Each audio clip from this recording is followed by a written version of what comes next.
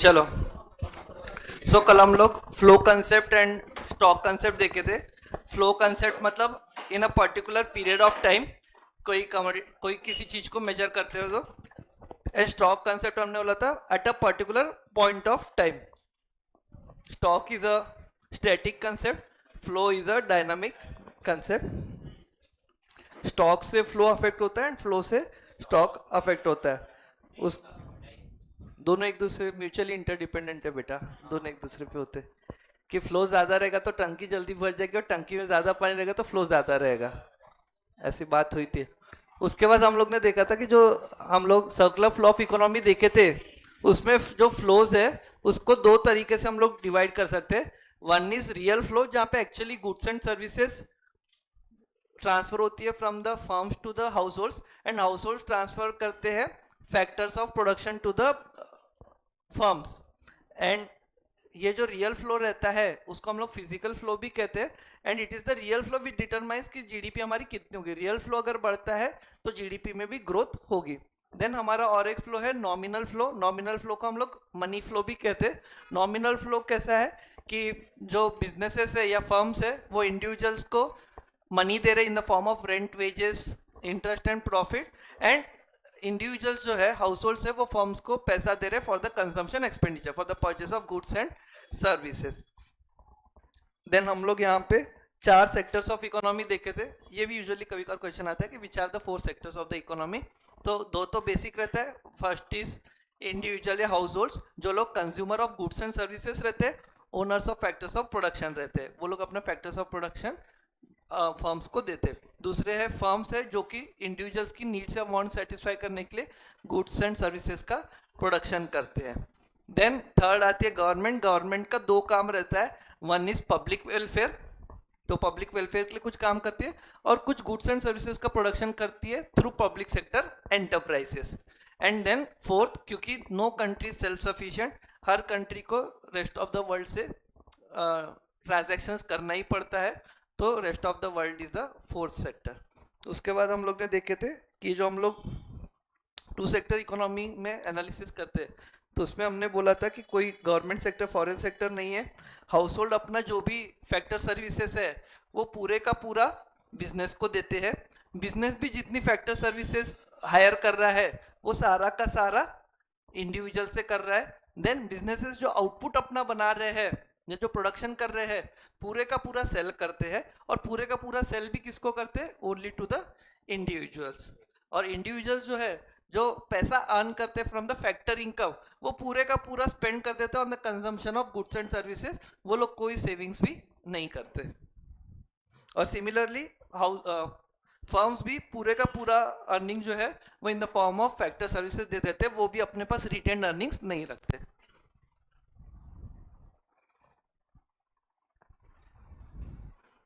इसमें यही ये जो हम लोग ने अलग से फ्लो देखा था इसको साथ में किया है। और इसमें ये जो कंजम्पशन एक्सपेंडिचर है ये भी मनी के फॉर्म में। ये तो इनर जो है वो हमारा इनर सर्कल जो है that is our money flow या नॉमिनल फ्लो। एंड ये जो आउटर सर्कल है जहाँ पे एक तरफ लैंड, लेबर, कैपिटल दिया जा रहा है, दूसरी तरफ goods and services, this is our real flow. Inner loop money flow दर्शाता है, आउटर लूप रियल फ्लो दर्शाता है।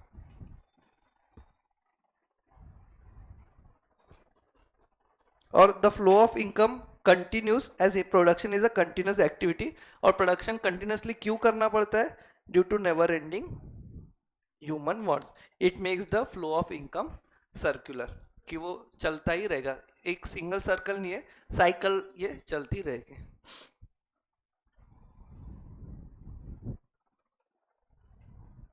यहाँ पे हमने जो बोला है कि पूरा खर्चा कंजम्पशन एक्सपेंडिचर पे हो जाता है, कोई सेविंग्स नहीं, उसी को बाद में फाइनली कंक्लूजन क्या क्या है कि जितना production of goods and services होगा उतना ही कंजम्पशन भी होगा, है ना। तो इसका मतलब क्या? नो स्टॉक और नो सेविंग्स। जितना प्रोडक्शन है उतना ही कंजम्पशन है, मतलब प्रोडक्शन पूरा का पूरा सेल आउट हो जा रहा है और यहाँ पे जितना इनकम है उतना पूरा का पूरा खर्च हो जाए। Factor payments by firms is equal to factor incomes of households. मतलब फैक्टर पेमेंट जो है फर्म कोई दूसरी फर्म से कोई फैक्टर सर्विसेज नहीं ले रही है, जितना भी फैक्टर सर्विसेज ले रही है उतना पूरा हाउस होल्ड से ले रही है। Similarly factor payment he factor income of house hold है, मतलब हाउस होल्ड भी अपनी फैक्टर सर्विसेज कोई दूसरे हाउस होल्ड को नहीं दे रहा है, हाउस होल्ड भी अपने फैक्टर सर्विसेज पूरे का पूरा किसको दे रहा है, फर्म्स को। यहाँ पे consumption expenditure bye house hold is equal to factor income of house hold. इसका मतलब क्या, ये वाले से आ गया, ये दोनों के से करते हुए कि factor income of house hold will be consumption expenditure of house hold, मतलब जितना इनकम मिल रहा है उतना पूरे का पूरा खर्च हो जा रहा है और there will be no savings. And real flow in the form of factor services is equal to final money flow between firms and individual. ये भी वही है, क्योंकि कोई सेविंग्स नहीं है, कोई स्टॉक वगैरह नहीं है। तो एक तो सर्कुलर फ्लो आपको क्वेश्चन में आ सकता है, stock and flow concept questions में आ सकते हैं, what is money flow, what is real flow आ सकता है, and what are the 4 sectors of economy. इस तरीके के अलग अलग क्वेश्चंस आ सकते हैं, जो मतलब 2 मार्क 3 मार्क वो वाले, फिल इन द ब्लैंक वगैरह तो कहीं से भी आ जाएगा। ठीक है, सो फर्स्ट चैप्टर अपना कंप्लीट हो जाता है। आपकी जो टेस्ट रहेगी वो पहले के चारों चैप्टर पे मिला के एक टेस्ट रहेगी, तो काफ़ी टाइम है आपको इकोनॉमिक्स के फर्स्ट टेस्ट के लिए।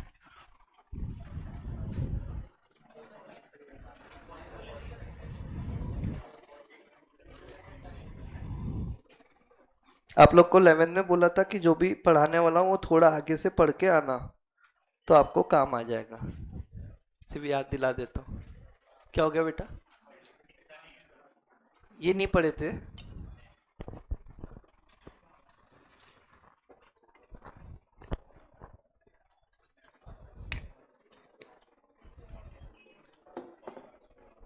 ये चैप्टर एक तरीके से आत्मा है पूरे यूनिट की, ये अगर समझ गया तो आगे के 2 चैप्टर्स में तो मोस्टली कैलकुलेशंस है और बहुत इजीली फटफट समझ जाएंगे। जो लोग ने फाउंडेशन में पढ़ा है उनके लिए रिवीजन हो जाएगा, एंड जिन्होंने नहीं पढ़ा है उनको भी एकदम इजीली आ जाएगा। क्या हो गया योगेश, जिन लोग ने फाउंडेशन में पढ़ा है तो आप एकदम ऐसे कर दिए उदय दोनों हाथ से कर। क्या हो गया उदय?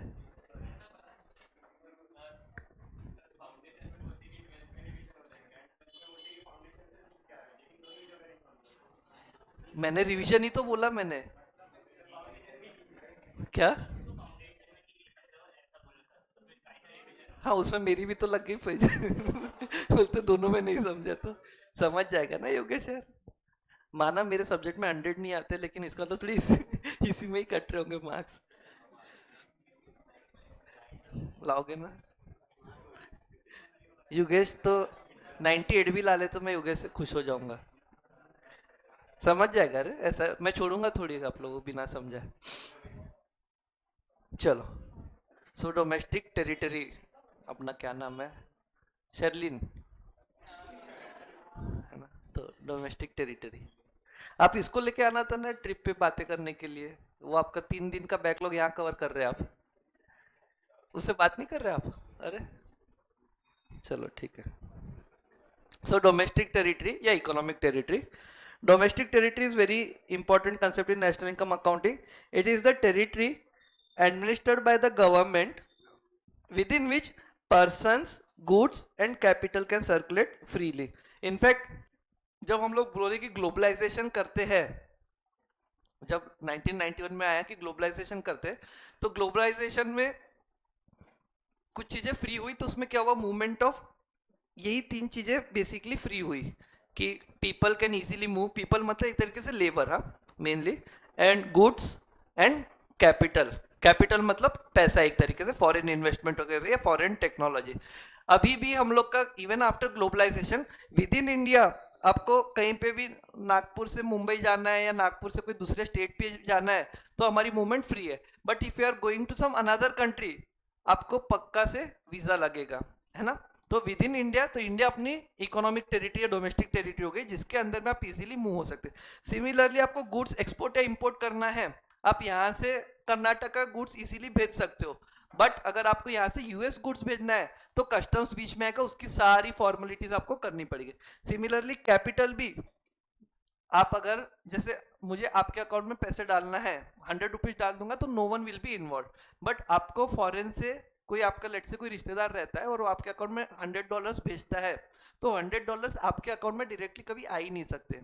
वो पहले बैंक के पास जाएंगे एंड बैंक वो साइड में रखेगा $100, उसका नोस्ट्रो वोस्ट्रो अकाउंट रहता है, और वो अपने को पूछता है कि $100 किस लिए आया आपको, तो you have to give reason कि किसने भेजा, किस लिए भेजा। बहुत पुराने पैसे तो नहीं, मतलब 1 साल से ऊपर के तो आपका ट्रांजैक्शन नहीं है। And then after giving all this, उसको जो भी आप अपना रीजन देते हो कि ये रीजन से मुझे पैसा मिला है, then only they will convert that amount to your account. वो सीधा से $100 है और आज का 80 रुपये रेट चल रहा है, तो आपके अकाउंट में सीधा 8,000 रुपये जमा नहीं हो जाएंगे। तो ये जो है, तो जो टेरिटरी में आप फ्रीली ये 3 चीजों का मूवमेंट कर सकते हो, goods, persons and capital, that is called domestic territory. तो आज आपने को इंडिया के अलावा किसी से भी कुछ भी ट्रांजैक्शन करना है, चाहे गुड्स का, चाहे पीपल का, चाहे कैपिटल का, तो उसमें अप्रूवल्स वगैरह काफी ज्यादा लगते हैं, फ्रीली नहीं होता है ना। आज मुझे आपको पैसे भेजना है तो no one will ask you कि why you have sent money. Income tax पूछेगा वो अलग बात है, but otherwise government has nothing to do. हम लोग फ्रीली ट्रांसफर, या मूवमेंट, आप बस कहीं की भी टिकट निकालो और आप कौन से भी शहर चले जाओ, है ना, कोई आपको अलग से वीजा पासपोर्ट थोड़ी लगता है, बट वो भी लगे। सिमिलरली गुड्स भी आप कहीं पे भी सेल कर सकते हो किसी भी पार्टी को विद इन इंडिया। तो ये सारे जगह को हम लोग कहते हैं economic territory, in which persons, goods and capital can circulate freely. In layman's language,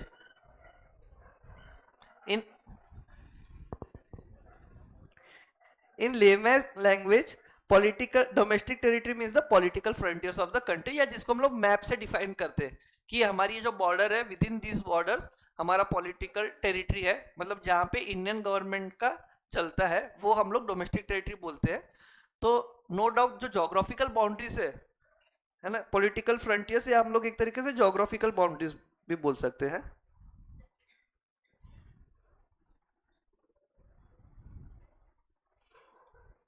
तो वो तो है जो इंडिया के मैप में दिखता है जितना, दैट इज डोमेस्टिक टेरिटरी। उसके अलावा भी कुछ चीजें और इंक्लूड होती है हमारे इकोनॉमिक टेरिटरी में।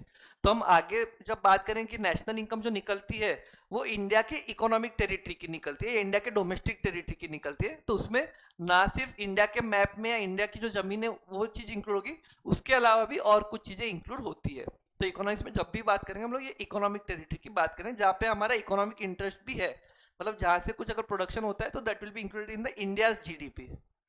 तो वो क्या है योगेश, आपका बोलबाला रह गया पूरे यूनिट में। और कोई चैप्टर का तो भाई पहले से बता दो यार, थोड़ा और ध्यान से आपको पूछूंगा। नहीं नहीं बता दो, बात निकली है तो। अरे बता दो, रहने क्यों देना यार, पैसे पूरे दिए ना आपको, मैंने बोला कि बेटा पैसे रहने दो, आप पैसे पूरे लिए ना हमने, कि आपकी बची इंस्टॉलमेंट कुछ हो गए तो बता दो। और अभी शुरुआत है तो बता दो बेटा, कल ही एक लड़के ने एडमिशन कैंसिल किया इकोनॉमिक्स में, मैंने सच में, लेकिन मैंने बुरा नहीं माना क्योंकि 2 ही क्लास हुई थी, तो बता दो। हाँ अच्छा आओ आओ। मतलब क्या हो गया एकदम से।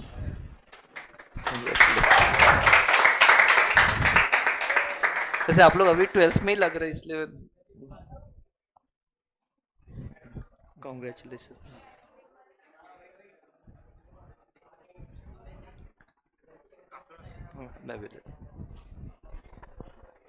कॉन्ग्रेचुलेशन। आ जाओ ये स्टेट वाले नहीं तो तुमसे बात करा देता। So Ayan Sheikh and Vedant Avdhoot 12 state board में थे पहले, और अभी फाउंडेशन। मार्क्स कितने आप लोग के? 266 और 277। दोनों स्टेट बोर्ड में एकदम हमेशा फर्स्ट बेंच पे ही बैठते थे, एंड हमेशा एकदम सिंसियर बच्चे। कुछ ही लड़के थे जो स्टेट बोर्ड में सिंसियर थे, उसमें से ये इनफैक्ट आप ना सिर्फ टॉप 10 में से आप ही एक थे ना। स्टेट बोर्ड का जब रिजल्ट आया ना तो टॉप 10 में 9 लड़कियां और ये अकेला लड़का था उसमें।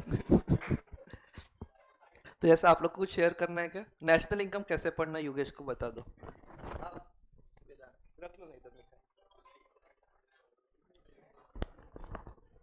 इनको तो अकाउंट भी पढ़ा है सर, पूरा पूरा इकोनॉमिक्स बता दो। पूरे इकोनॉमिक्स पूरे इकोनॉमिक्स को पढ़ने के लिए तो अच्छे से पहले बैठ के तुमको समझना पड़ेगा कि थेरी सब्जेक्ट को ध्यान से ही पढ़ना पड़ता है, क्योंकि अगर थेरी को तुम ऊपर ऊपर से पढ़ोगे तो वहाँ पे नहीं जमेगा। वैसे ही लॉ का भी है, लॉ का भी आपको इन डेप्थ हर कॉन्सेप्ट पढ़ना पड़ेगा, और वो समझोगे तभी आप आंसर अच्छे से लिख पाओगे, अदरवाइज फिर लॉ भी अटकेगा।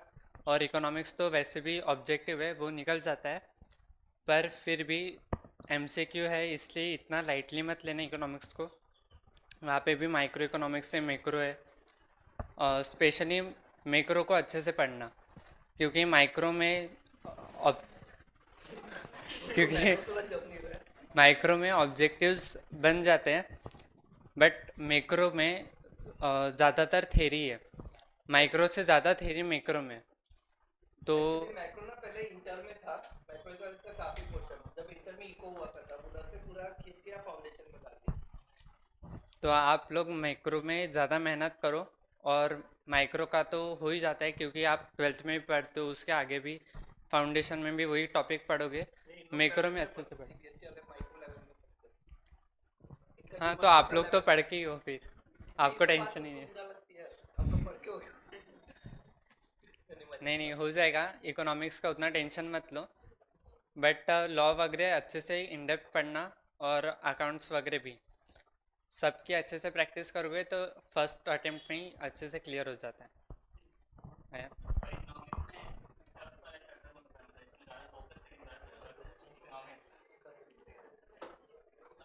फोकस सभी सभी चैप्टर पे करो। वेटेज वो आईसीआई वाले कब कौन से इससे, कोई फिक्स नहीं रहता। हाँ वो फिक्स नहीं है, आपको हर चैप्टर पढ़ना पड़ेगा, और कौन से चैप्टर से कितने वेटेज के एमसीक्यू बनाएंगे वो हम बता नहीं सकते, क्योंकि वो आईसीआई वाले कभी भी कौन से भी चैप्टर को ज़्यादा वेटेज दे सकते हैं। हाँ, गुड इवनिंग। यही कहूँगा कि अभी ये समय है कि 60% फाउंडेशन पढ़ना चाहिए और 40% ट्वेल्थ पढ़ना चाहिए, क्योंकि मेरे समय भी यही था। तो मैंने 60% ही पढ़ा था, तो वो जो मेरे को आखिरी में भी काम ट्वेल्थ में जो लास्ट एग्ज़ाम थी ना, उसमें भी मेरे को ये वाला पार्ट जो फाउंडेशन में ना पढ़ा था वो बहुत काम में आया था, जो टॉपिक इसमें सिमिलैरिटी थी। यही कहूँगा कि फाउंडेशन और ट्वेल्थ दोनों पढ़ना चाहिए, और फाउंडेशन को ज़्यादा वेटेज देना चाहिए। Thank you.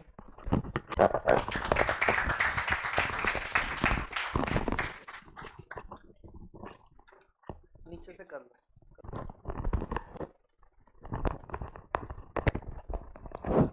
इस बार एक्चुअली जून की एग्जाम मई में हो गई थी ना, मतलब हम लोग ने भी जून प्लान किया था, बच्चों ने जून ही किया होगा। तो अभी ऑलमोस्ट 50+ स्टूडेंट्स ने तो जून में मई में एग्जाम ही नहीं दिए। They have all opted for September exams. तो उसमें से अब जो भी पास हुए हैं, एक तो रिजल्ट भी कुछ 15% ही आया है, तो उसमें से काफ़ी कम बच्चे ही पास हुए। चलो, उसने भी बोल ही दिया यार, 12th में भी पढ़ो। एक्चुअली उन लोग का 12th में माइक्रो इकोनॉमिक्स काफ़ी ज़्यादा है, law of demand, law of supply, law of DMU, ये सब पूरा 12th में है ना स्टेट बोर्ड वालों का। तो उनका जो मतलब और हमारा भी पहले कैसा होता था, 70% में माइक्रो इकोनॉमिक्स पढ़ाते थे एंड 30 में थोड़ा मैक्रो। सीबीएसई में तो आपको 12th में ओनली मैक्रो है, माइक्रो कुछ है ही नहीं। हाँ, नहीं, दोनों बुक का नाम ही तो मैक्रो है ना। और वैसे भी अभी हम लोग 70-30 भी नहीं चल रहे हैं ना, ऑलमोस्ट 90-10 रहेगा। तो काफ़ी सारा मैक्रो भी आपका अभी कवर हो जाएगा। तो काफ़ी सारे चैप्टर इसमें, फॉरेन एक्सचेंज जो है, बैलेंस ऑफ पेमेंट है, गवर्नमेंट बजट है, नेशनल इनकम है, मनी सप्लाई है, सारी चीज़ें लगभग आपका हो जाएगा। योगेश आप इधर ही बैठना, है ना, अपन जब तक तुमको नहीं समझा अपन आगे नहीं बढ़ेंगे। तो in addition to political frontier it also includes, it मतलब मान्यता डोमेस्टिक टेरिटरी। तो domestic territory also includes ships and aircrafts owned and operated by normal residents between two or more countries। Normal resident क्या है वो आगे देखेंगे, ठीक है। शिप्स एंड एयरक्राफ्ट मतलब शिप तो एक तो पानी में चल रहा है, एयरक्राफ्ट मतलब हवा में। तो नहीं, अब वो फिर नहीं समझा किसी को तो बेटा। बोले सर ने बताया नहीं एयरक्राफ्ट क्या होता, हमको एरोप्लेन पता था। एयरबस हवा में जाती कि नीचे? देखो दोनों।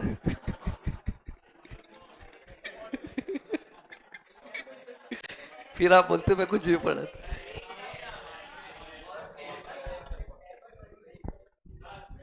तो क्या फाइनल डिसाइड होगा मुझे भी बता देना है। क्या डिसाइड हुआ?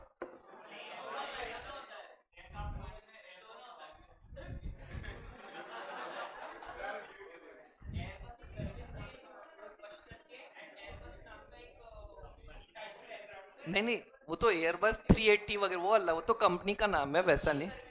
नहीं नहीं, अपन तो मीनिंग पूछ रहे हैं बेटा, नाम का मीनिंग थोड़ी रहता है, मतलब वैसा इंडिया में रहता है।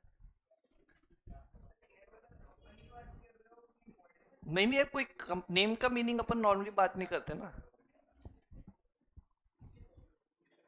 जान दो, अभी अपन पहला भी यार इन लोग का बेसिक क्लियर नहीं है, तुम बहुत आगे चले जा रहे हो फिर। चल, सो क्या बोले, ships and aircraft owned by normal resident of what, तो normal resident of India between two और मोर कंट्रीज। अगर एयरक्राफ्ट विद इन इंडिया चल रहा है तो कोई दिक्कत ही नहीं, इंडिया की बात हो रही है। बट इंडिया से यूएस अगर कोई इंडिगो की लेट से फ्लाइट चल रही है, ठीक है, तो ये जो ऑपरेशन हो रहा है वो तो इंडिया में भी नहीं हो रहा है, यूएस में भी नहीं हो रहा है, मिड एयर में हो रहा है, तो वहां का जो रेवेन्यू है तो वो किसका जाएगा? तो अगर इंडिगो इंडिया से अगर रन हो रही है, owned and operated by Indian owners है, इंडियन नॉर्मल रेसिडेंट है, नॉर्मल रेसिडेंट क्या है आगे पढ़ेंगे, then it will be part of Indian domestic territory. और जब कभी इंडिया की जीडीपी कैलकुलेट करेंगे तभी इसको भी हमको कैलकुलेट करना पड़ेगा। तो यहाँ पे जैसे एग्जांपल दिया है कि planes operated by Air India is Indian company owned by normal resident between Russia and Japan are part of the domestic territory of India। तो ना सिर्फ इंडिया से कोई सेकेंड, दोनों कंट्री भी बाहर की है, पर उसका ओनर इंडिया का है, तो कहीं पे भी ऑपरेट उसका प्रॉफिट किसको जाएगा? इंडियन किसी को जाएगा, नॉर्मल रेसिडेंट को। तो it will be included in the Indian GDP. while calculating Indian GDP, these incomes will also be included।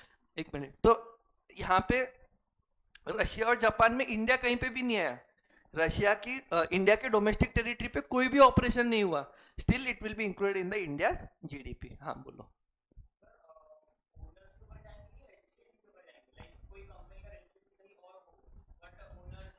उसमें आएगा कि रेसिडेंट इंडिविजुअल को कब रेसिडेंट बोलेंगे और कॉर्पोरेट को कब रेसिडेंट बोलेंगे।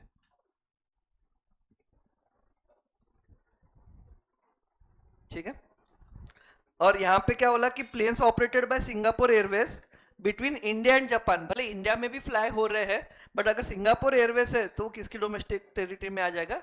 सिंगापुर में। क्या होगा नहीं ना?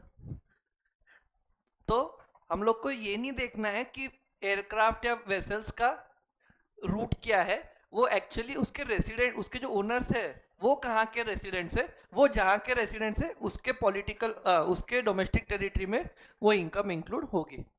तो इंडिया के बाहर भी कुछ चीजें ऑपरेट हो रही है, भले इंडिया की धरती पे उसका कुछ भी नहीं हो रहा है, still it will be included in the Indian GDP. Fishing vessels, oil and natural gas rigs and floating platforms operated by again residents of a country in the international waters where they have exclusive rights of operation। आप लोग ने geography वगैरह में पढ़ा होगा कि India की boundary and होती है, वहां से 12 नॉटिकल माइल्स तक के इंडिया का ही टेरिटरी रहता है, फिर उसके आगे और EEZ भी रहता है, एक्सक्लूसिव इकोनॉमिक जोन। तो हर कंट्री को एक पर्टिकुलर एरिया तक के दिया जाता है कि आप वो वाटर के अंदर में भी जो भी रिसोर्सेस है, you can explore that resources and those will be your resources. तो वहां पे भी जो भी, भले वो इंडिया की जोग्राफिकल टेरिटरी में नहीं आ रहा है या लैंड में नहीं आ रहा है, बट वो चीज भी आपके जीडीपी में इंक्लूड होगी। तो यहाँ पे जैसे लगा कि fishing boats operated by Indian fisherman और इंडियन रेसिडेंट्स, तो भले वो इंडिया की लैंड पे बाहर वाटरवेज में भी वो लोग जो भी फिश वगैरह एक्सट्रैक्ट कर रहे हैं, जो भी दूसरे नेचुरल रिसोर्सेज एक्सट्रैक्ट कर रहे हैं, उसको भी हम लोग प्रोडक्शन ऑफ इंडिया की मान लेंगे। Similarly, embassies, consulates and military establishments of a country located abroad। अब इंडिया की जैसे यूएस में एम्बेसी रहेगी, है ना, रशिया में एम्बेसी रहेगी, ऐसे हर एक जगह हमारी एम्बेसी रहेगी। तो वहां पे भी जो भी एक्टिविटीज हो रहे हैं, एम्बेसी को जो कंट्री की एम्बेसी है उसका पार्ट माना जाता है। मतलब यूएस में अगर इंडियन एम्बेसी है तो उतना पार्ट वो इंडिया की कंट्री मानी जाती है, उसमें यूएस भी ज्यादा कुछ क्या बोलते हैं दखलंदाजी नहीं कर सकता है। तो ये जो भी कॉन्सुलेट्स है, एम्बेसीज है, ये सारी चीजें भी इंडिया का ही पार्ट। तो इंडियन एम्बेसीज जो भी कंट्रीज में होगी वो सारा इंडियन डोमेस्टिक टेरिटरी का पार्ट माना जाएगा, इंडियन इकोनॉमिक टेरिटरी का पार्ट माना जाएगा। ऑब्वियसली बात है, आगे आएगा कि अगर इंडिया की एम्बेसी फॉरेन में इंडिया का मानी जाती है तो इंडिया में जो यूएस की एम्बेसी रहेगी वो तो यूएस की मानी जाएगी, ना कि इंडिया की। एम्बेसी हाई कमीशन सेम रहता है बेसिकली, जहां जहां यूके ने राज किया था, कॉमनवेल्थ कंट्रीज जो बोलते हैं वो हाई कमीशन बोलते हैं, अदरवाइज एम्बेसी बोलते हैं। So embassy and high commission same ही है। So for example Indian embassy in Russia is a part of the domestic territory. तो अभी हम लोग क्या पढ़े कि डोमेस्टिक टेरिटरी जो पॉलिटिकल फ्रंटियर्स है जहाँ पे गवर्नमेंट एडमिनिस्ट्रेट करती है वो तो रहेंगे, उसके अलावा जो फिजिकली इंडिया में प्रेजेंट नहीं है but still that will be included in the domestic territory while calculating the national income या जीडीपी। क्या डज नॉट इंक्लूड?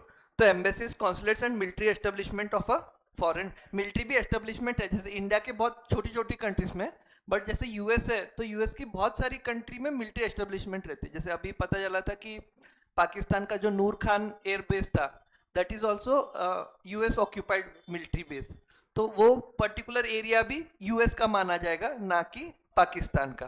ठीक, तो embassies, consulates and military establishment of foreign country. तो इंडिया में अगर किसी फॉरेन कंट्री की एम्बेसी है, कॉन्सुलेट है या फिर मिलिट्री एस्टेब्लिशमेंट है तो वो उसमें जो भी एक्टिविटी हो रही है उससे का जो भी production of goods and services है उसको हम लोग इंडिया के जीडीपी में या नेशनल इनकम में इंक्लूड नहीं करेंगे। सिमिलरली इंटरनेशनल ऑर्गेनाइजेशन भी, यहाँ पे यूएनओ है, डब्ल्यूएचओ है, ये भी जो भी इंडिया में है तो ये भी इंटरनेशनल ऑर्गेनाइजेशन है, ये कोई इंडिया की खुद की ऑर्गेनाइजेशन तो है नहीं डब्ल्यूएचओ, तो उसकी भी इनकम या उनकी एक्टिविटी को हम लोग डोमेस्टिक टेरिटरी में इंक्लूड नहीं करें। उसके अंदर जो भी होगा that will be excluded while calculating the GDP.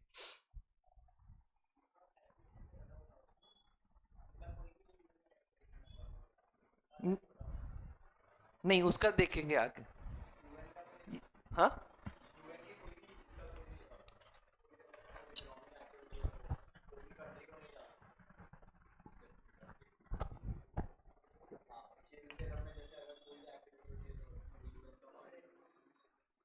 नहीं नहीं, जेरूसलम क्या?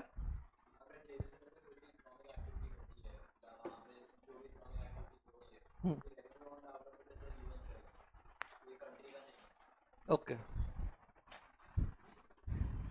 कोई भी कंट्री का नहीं है मतलब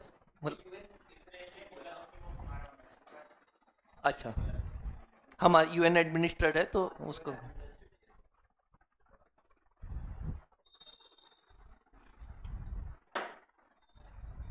ये हम लोग डोमेस्टिक टेरिटरी ना एक तरीके से सिर्फ फिजिकल एग्जिस्टेंस से मान रहे हैं। हाँ,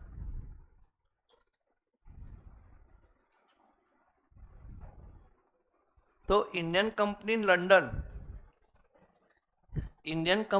लंदन को हम लोग क्या बोल रहे हैं, डोमेस्टिक टेरिटरी नहीं मान रहे। ठीक है, हम लोग बाहर है, इंडियन ऑपरेटेड है, कब देखते हैं? ओनली इन दीज केसेस कि शिप्स है, एयरक्राफ्ट्स है या फिशिंग वेसल्स वगैरह या एम्बेसीज है। डोमेस्टिक टेरिटरी की भी बात हो रही है। आगे नेशनल मतलब ग्रॉस डोमेस्टिक प्रोडक्ट और ग्रॉस नेशनल प्रोडक्ट दोनों अलग है, तब हम लोग बाद में आगे देखेंगे। बट फिलहाल में डोमेस्टिक टेरिटरी है कि नहीं तो कैसे डिसाइड करते हैं? या तो इंडिया की लैंड्स में है तो, या तो वो बाहर है लेकिन हमारी एम्बेसी है या हमारा वेसल है, हमारा एयरक्राफ्ट है या हमारा फिशिंग एरिया है, तो ही हम लोग उसको डोमेस्टिक टेरिटरी मानते हैं। तो इंडियन कंपनी भी कहीं फॉरेन में है तो उसको इंडियन नहीं मानेंगे। सिमिलरली एप्पल, अगर हैदराबाद में एप्पल अपना प्लांट सेटअप करता है तो वो इंडिया की टेरिटरी में आ जाएगा, तो इंडिया की डोमेस्टिक इनकम का वो पार्ट रहेगा। ठीक है, तो अभी जो रजिस्टर्ड वगैरह वाला क्वेश्चन है वो अभी बाद में एड्रेस होगा। ठीक है, हम्म,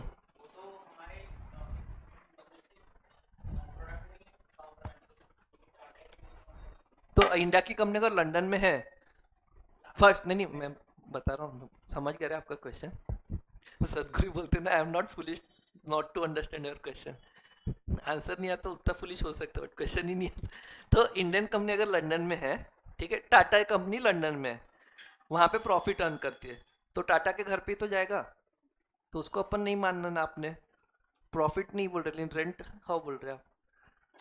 दोनों बेचारे फैक्टर्स ऑफ प्रोडक्शन की तो रिवॉर्ड है, ऐसे अलग मत करो यार दोनों। ये इसी को इकोनॉमिक इनइक्वालिटी बोलते हैं कि जो लैंड ओनर्स है उनके लिए अलग और एंटरप्रेनर्स के लिए अलग। फॉर हुम टू प्रोड्यूस याद है क्या? For which sections of the society national income distribute कैसे हो रहा है। तो यहाँ पे हम लोग ये देखते हैं फिजिकल एग्जिस्टेंस का है डोमेस्टिक टेरिटरी में, फिजिकली वो कहाँ पर है। उसका सिर्फ एक्सेप्शन क्या है, तो ये मिलिट्री एम्बेसीज वगैरह और बाकी ships, aircraft, vessels, fishing vessel, वो सारा ONGC वगैरह जो भी ऑयल एक्सट्रैक्शन वगैरह करते हैं वो पानी में से करते हैं। अब हमने ये तो बोल दिया कि नॉर्मल रेसिडेंट, तो ले नॉर्मल रेसिडेंट क्या?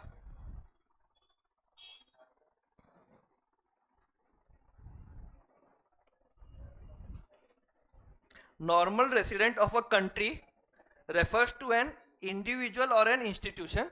इंस्टीट्यूशन मतलब जो भी बॉडी, कॉर्पोरेट है या फर्म है अदर देन इंडिविजुअल या business organisation, who ordinarily resides in the country. तो नॉर्मल रेसिडेंट किसको बोलेंगे? एक तो उसने ऑर्डिनरीली वो कंट्री में रिसाइड करना चाहिए एंड उसका सेंटर ऑफ इकोनॉमिक इंटरेस्ट भी उसी कंट्री में रहना चाहिए। तो पहले तो हमको नॉर्मल रेसिडेंट ही नहीं समझा था, तो उसकी डेफिनेशन, बट अब इससे और एक भी हम लोग को समझ गया कि ऑर्डिनरीली रिसाइड्स यानी क्या और सेंटर ऑफ इकोनॉमिक इंटरेस्ट यानी भी क्या। ठीक है। और नॉर्मल रेसिडेंट में हमने बोला इंडिविजुअल भी आएंगे, इंस्टीट्यूशंस भी आएंगे। इंस्टीट्यूशंस मतलब बिजनेस फर्म्स वगैरह जो भी। सो सेंटर ऑफ, क्या हो गया, सेंटर ऑफ इकोनॉमिक इंटरेस्ट, दो थिंग, द रेसिडेंट लिव्स और इज लोकेटेड, मतलब इंडिविजुअल अगर है तो लिव्स बोलेंगे और इंस्टीट्यूशन है तो located with in the domestic territory. मतलब कोई इंसान को हम लोग उसका सेंटर ऑफ इकोनॉमिक इंटरेस्ट कहाँ पे लाई करता है, तो उसके लिए हम लोग देखेंगे उसका फिजिकल एग्जिस्टेंस कहाँ पर है। वो आदमी है तो वो कहाँ पे रह रहा है, और अगर वो कंपनी है तो कहाँ पर लोकेटेड है। जिस कंट्री में लोकेटेड है, अगर वो इंडिया में लोकेटेड है तो हम बोलेंगे वो इंडिया का नॉर्मल रेसिडेंट है। साथ ही में क्या आना चाहिए, the resident carries out basic economic activities of earning, spending and accumulation from that location. मतलब उसका ये जो 3 हमारी बेसिक इकोनॉमिक एक्टिविटीज रहती है, इन्वेस्टमेंट,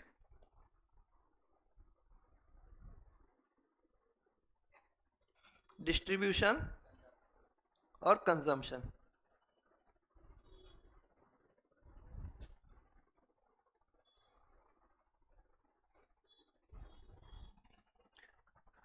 वो कहाँ कैरी आउट कर रहा है। तो centre of economic interest check करने के लिए हमको 2 कंडीशन सेटिस्फाई होनी चाहिए कि वो वहाँ पे ही रह रहा है, और वो जो उसकी बेसिक एक्टिविटीज है 3, earning, spending and accumulation of wealth. Accumulation of wealth मतलब अपना वहाँ पे घर खरीद रहा है ना, वहाँ पे असेट्स खरीद रहा है। तो वो सारी चीज़ें भी अगर उसी कंट्री में, तो हम बोलेंगे ये उस कंट्री का नॉर्मल रेसिडेंट है। तो एक तो फिजिकल एग्जिस्टेंस भी चाहिए, और not only physical existence but उसके जो इकोनॉमिक एक्टिविटीज़ है वो भी वो वहीं पे ही कैरी आउट करना चाहिए। कौन नॉर्मल रेसिडेंट नहीं बोलेंगे, मतलब क्या कि वो लोग फिजिकली तो एग्जिस्ट भी कर रहे हैं और इकोनॉमिक एक्टिविटीज भी कैरी आउट कर रहे हैं, still we are not considering them normal resident.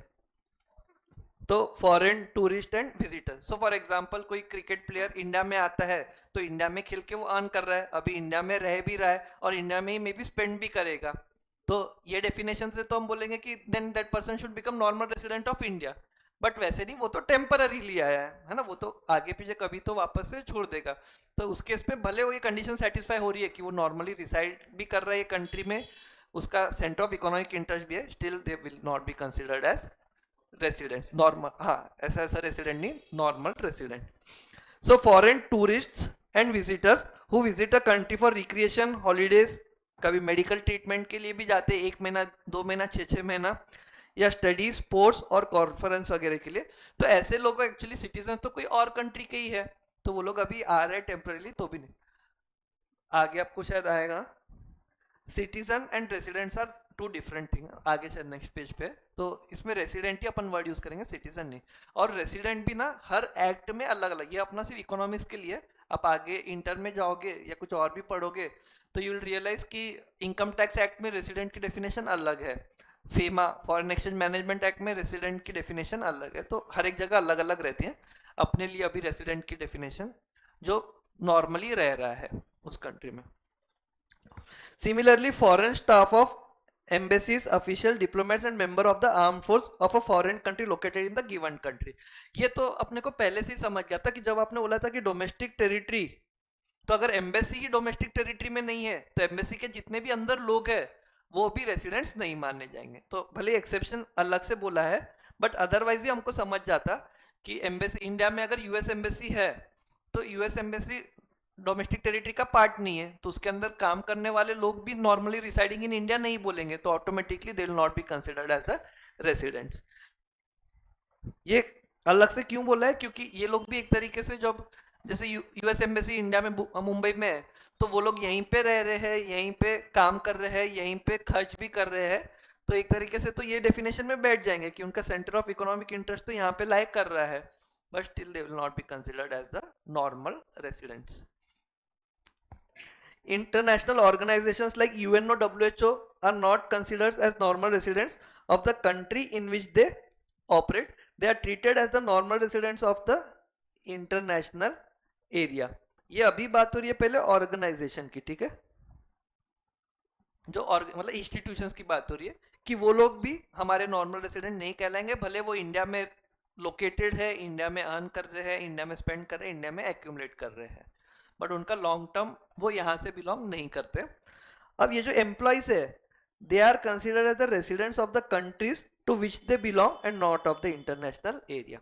तो यूएन की इनकम कहीं पे काउंट नहीं होगी, बट यूएन के जो एम्प्लॉयज है तो वो एक्चुअली जिस कंट्री के रेसिडेंट है या सिटीजन है वो कंट्री में उनकी इनकम वो लोग ऐड कर सकते हैं। उनको सैलरी मिल रही है तो इंडिया में यूएस की एम्बेसी है और उसमें कोई पर्सन काम कर रहा है, उसको सैलरी मिल रही है, तो यूएस की एम्बेसी में हो सकता है इंडियन भी काम करे तो उसको हम लोग इंडिया में काउंट करें, बट उधर वाला जो एम्प्लॉय है उसको हम लोग इंडिया के उसमें काउंट नहीं करेंगे। वो जब यूएस की जीडीपी कैलकुलेट होगी उसमें ये पर्सन की सैलरी काउंट होगी। So an American working in an UNO office located in India will be treated as normal resident of America. तो इंटरनेशनल और सॉरी मैंने एम्बेसीज बोला, एम्बेसीज नहीं, इंटरनेशनल ऑर्गेनाइजेशंस के केस में उनके जो भी एम्प्लॉयज है उनको वहां का माना जाएगा जहां के वो एक्चुअली रेसिडेंट है। लेकिन इसका अगेन एक एक्सेप्शन है कि if the employees are working for more than 1 year in such international institution then they become the normal resident of a country in which such institutions are located। It means in the given example if the American is working the union office in India for more than 1 year then he will be treated as normal resident of India। समझे क्या? तो अगर कोई person UNO में या ILO में वगैरह काम कर रहे हैं, इंटरनेशनल लेबर ऑर्गेनाइजेशन वगैरह में, तो वो वैसे तो जो एक्चुअल में वो जिस कंट्री के उस कंट्री के रेसिडेंट माने जाएंगे, बट अगर वो 1 साल से ज़्यादा कोई दूसरी फॉरेन कंट्री में रह गए तो जो फॉरेन कंट्री में उनका 1 साल से ज़्यादा हो गया है वो कंट्री के अब वो नॉर्मल रेसिडेंट कहलाएंगे। नहीं नहीं, सिटी आगे आएगा, सिटीजन एंड रेसिडेंट तो all together. Citizen is a legal term, resident is an economic term. Economics के लिए हम देखते हैं कि whether one person is resident और नॉट।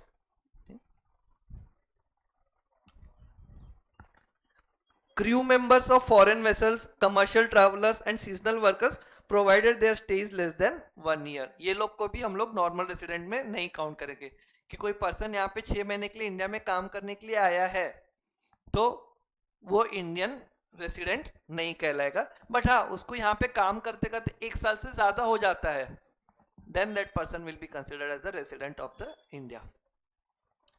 सिमिलरली फॉरेन वेसल्स वगैरह, शिप वगैरह भी 6-6 महीना कोई कोई कंट्री में कई बार रहते हैं, है ना। जो लोग मर्चेंट नेवी में वगैरह रहते हैं वो 6 महीना घर पे रहते हैं, 6 महीना ऑन ड्यूटी रहते हैं, तो हो सकता है कभी कभार वो 3-4 महीना भी कोई कंट्री में स्पेंड कर रहे हैं एक ही सिंगल कंट्री में, still they will not be considered as normal resident of that particular country. हाँ, बट जैसे स्टे 1 साल से ऊपर हो जाता है then they will be considered as the normal resident of the country they are staying for more than 1 year।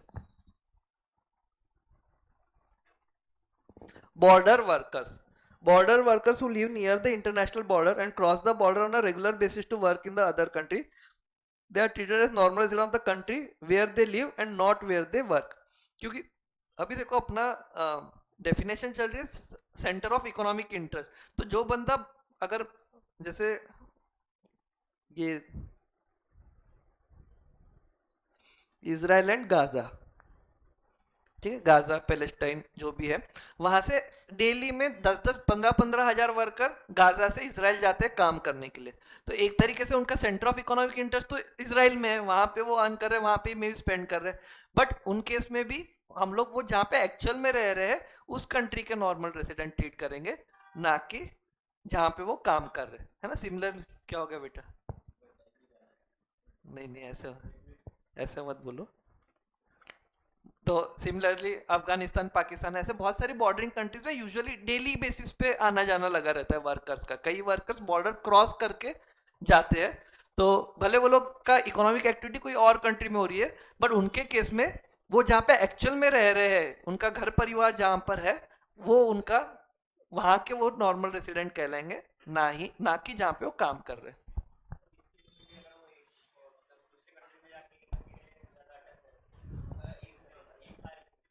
हाँ, अटक कैसे जाएंगे? कंट्री पहले भगाती है ना, कंट्री पहले भगाती है, अटक नहीं जाते बेटा 1 साल के लिए। हाँ हाँ,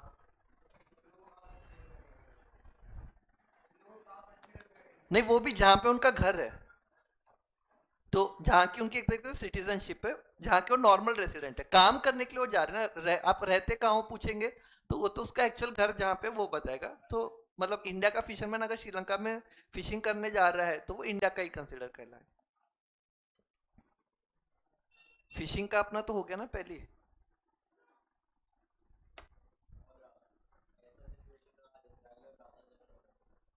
हाँ, तो वही गाजा के कहलाएंगे। गाजा के वर्कर्स भले डेली इसराइल में जाते हैं, हो सकता है कि 15 घंटे इसराइल में स्पेंड कर रहे हैं और 9 घंटे ही गाजा में कर रहे हैं। क्या है बेटा, बहुत है अभी, टेंशन मत। पैलेस्टाइन है ना पूरा यार, कैसी बात कर रहे हो?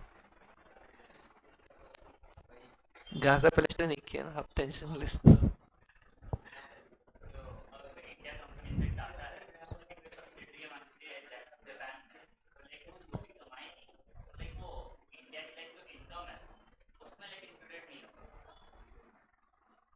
क्या फैक्टर इनकम मत बोलो बेटा, फैक्टर इनकम नहीं नहीं, कमल को बोल रहा हूँ मैं। फैक्टर इनकम फ्रॉम अब्रॉड में होगा, नॉर्मल में नहीं होगा।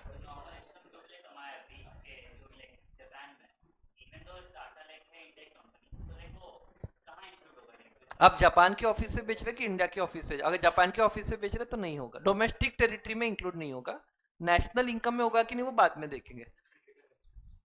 अभी हम लोग सिर्फ फिजिकल एग्जिस्टेंस की बात कर रहे हैं। हाँ बोलो अभिनव, क्या बोले बेटा? हाँ तो क्या?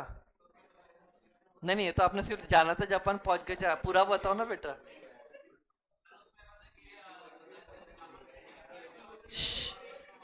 एक मिनट बेटा, अभिनव का बहुत गहरा डाउट है। अरे बेटा वो दिख जाएगा ना, गाजा है कि नहीं, 2 घंटे बाद कुछ चेंज नहीं होगा। ओ उदय जी, जेब में रखो ना। हाँ हाँ, तो क्या क्या होगा? क्या आप कंसिडर क्या करना है?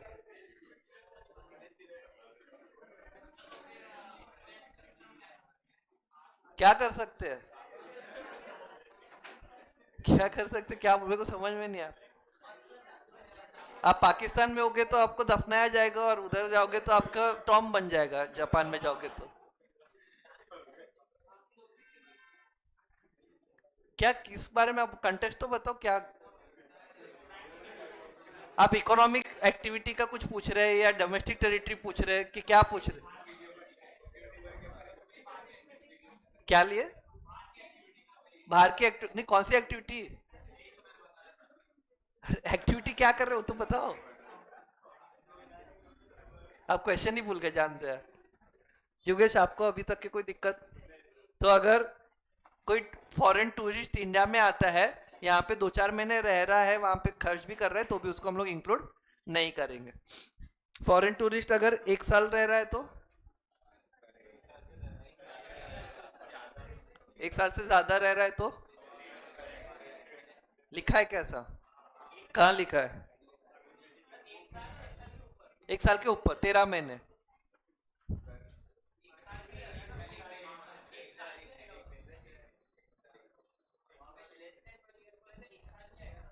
हाँ नहीं नहीं, मैं चलो 13 मंथ्स अगर रह रहा है, कोई टूरिस्ट आया है घूमने के लिए, 13 मंथ्स इंडिया में रह गया, कहाँ लिखा है ऐसा? नहीं नहीं, ऐसा टूरिस्ट के बारे में कहाँ लिखा है? हाँ, तो ये लोग बच्चे नहीं सुन रहे ना यार, वो पूछ रहे 12 महीने की, 11 महीने, 29 दिन, वो पूछ रहे। यूएनओ वर्कर्स उसके लिए लिखा है बेटा वो लोग का ये, या फिर खासकर सिर्फ इनकी बात की है, crew member, foreign vessel, commercial travellers and seasonal traveller. Recreation के लिए कोई ट्रैवल कर रहा है, आप 1 साल नहीं 1.5 साल भी रहो ना, आप अर्न थोड़ी वहां से कर रहे हो।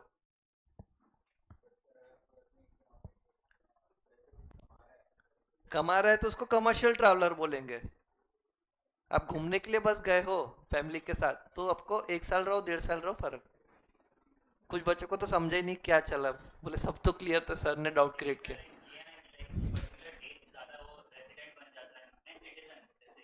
रह के कोई सिटीजन नहीं बनता बेटा,